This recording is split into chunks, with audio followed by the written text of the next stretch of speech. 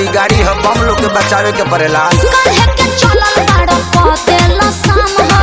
सचो ड्राइवर जीजा बाड़ा महान हो एकरा ले निमन रहित गाड़ी क के ओइती भाड़ा महमा हो से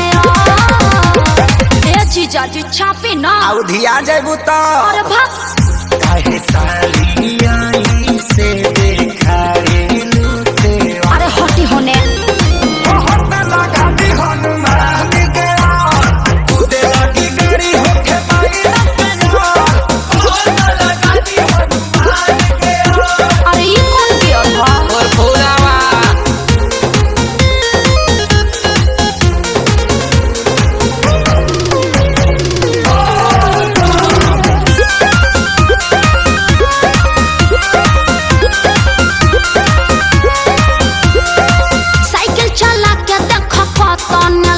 निकलल जाता रे आगे हो तहर तो गाड़ी चले कछुआ के जइसा देही में हबो न लागे नहीं हमरा के बातू परे सरसाली न तो दे दे हम फूल असले तरसाली जोश में न होश खो के कान से न बनी जीजू नहीं तो ले लिए सफा पेर देले बड़ी हां तो हुलका रहे कहे काहे साली आई से देखा रे लूटे।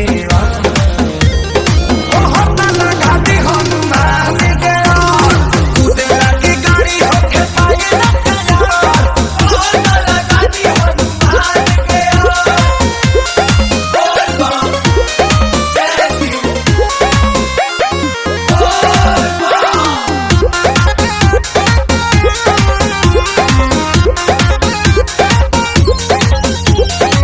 गाड़ी चलावे के लूरो न जानल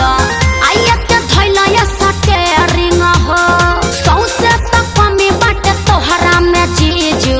जाके करा लो रिपेयरिंग हो निवेश कर पावर हम देखा दे हम हो फॉर्च्यूनर के हवा में उड़ा दे हम हो।